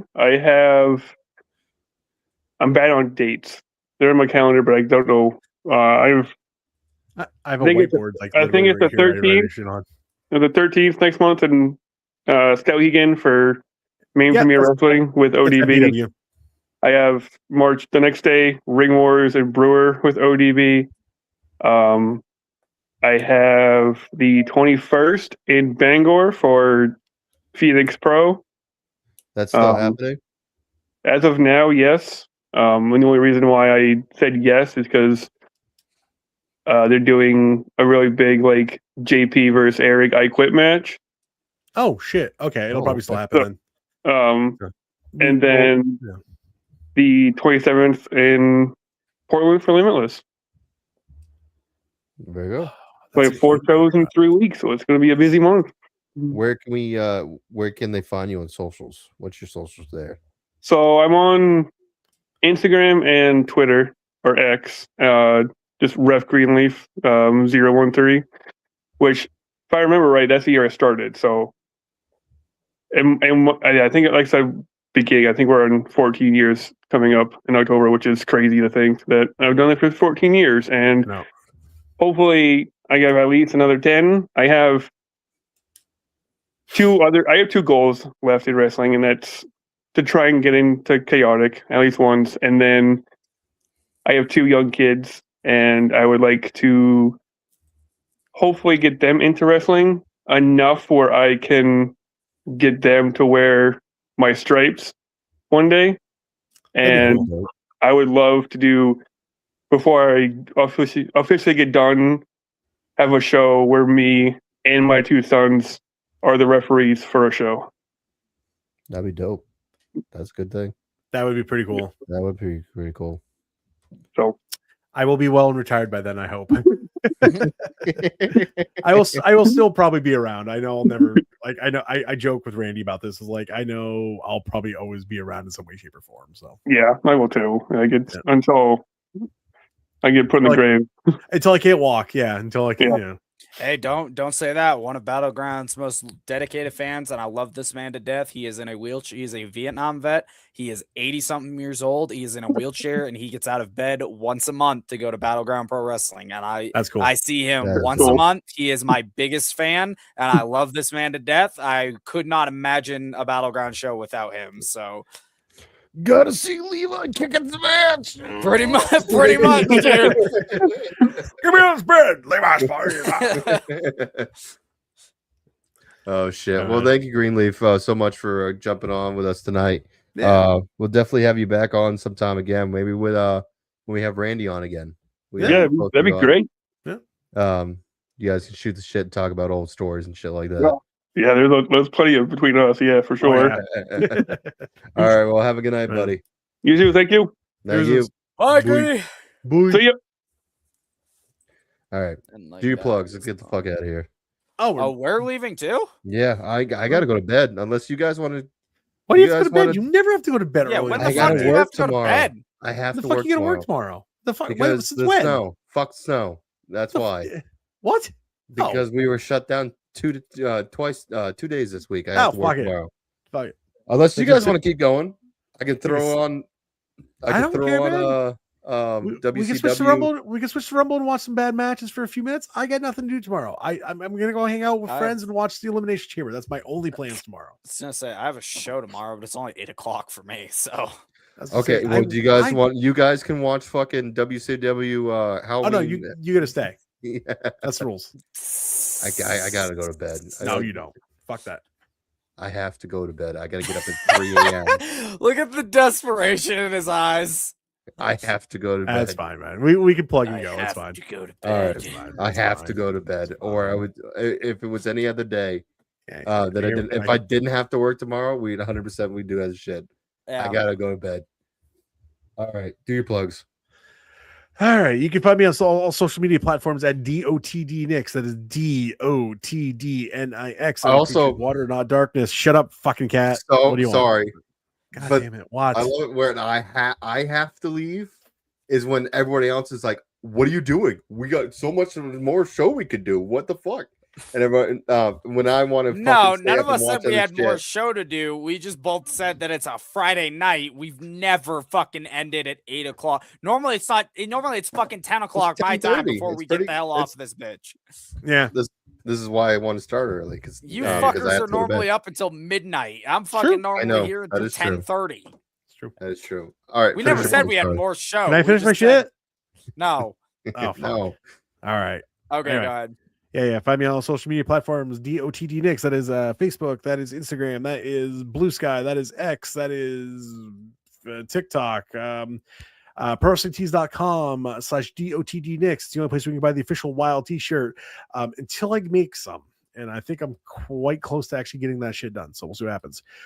Upcoming shows. Oh my God. I actually have a whiteboard up here with a bunch of shows on it. March 6th. You can find me at Geno's. Yeah. I'll be at Geno's on March 6th. March 13th, Maine Premier Wrestling. I will be hanging out. Not doing much there. Besides hanging out with my friends. Same thing with Ring Wars. I'll swing by and just hang out and see what's going on. March 21st at Phoenix. I actually have a match. Nothing's been announced yet, so I won't announce anything. March 28th, NAWA. That is good old cousin Larry. That is in Winslow, Maine. I'll be there. And April 4th, I will be up at Crown of Maine, sitting down on a shelf. Crown of Maine defending this right here. This is the Crown of Maine Rustic County Championship. I will be defending it in an open challenge. Who am I fighting? I have no freaking clue. But I've been working on being able to muscle buster the world, and I hope whoever I face knows they're getting dropped on their head. So that's what I'm doing coming up. Go for it, Levi. You can find me on all social media. You can find me on all social media platforms at Levi Spade 1 or L Spade 1. I believe it's Levi Spade 1, but I could be wrong. That's Instagram, YouTube. I'm trying to get back into TikTok. I'm still trying to figure out the TikTok thing. I talked about it on the last episode. That's also Facebook. Facebook.com/Levi Spade 1. Of course, tomorrow you can catch me at Battleground Pro Wrestling presents the Battleground Blitz, the main event, the 10-man over-the-top rumble. Nobody can be eliminated until all 10 competitors have entered the ring. And it is, of course, for a shot at the Battleground Pro Wrestling heavyweight title. Tomorrow, you're saying? What am I doing tomorrow? Where can you watch it again? On Roku? January, February, March, April, May. Shot for the heavyweight title in May. Sorry. You can find them Battleground Pro Wrestling, Facebook.com/Battleground Pro Wrestling, Instagram.com/BPW. You can also just check out my Instagram account. I tag them in a bunch of stuff. And yes, if you have a Roku TV, you can find them on Roku TV Military Broadcast Channel. Search MB Radio on Roku and you can find it. Don't search Military Broadcast Channel. Just search MB Radio on a Roku TV if you do want to catch Battleground Pro Wrestling live. It's going to be a great fucking show. The Blitz is their yearly show, and, you know, your boy's in it. There's 9 other competitors, 9 men for me to kick the head in.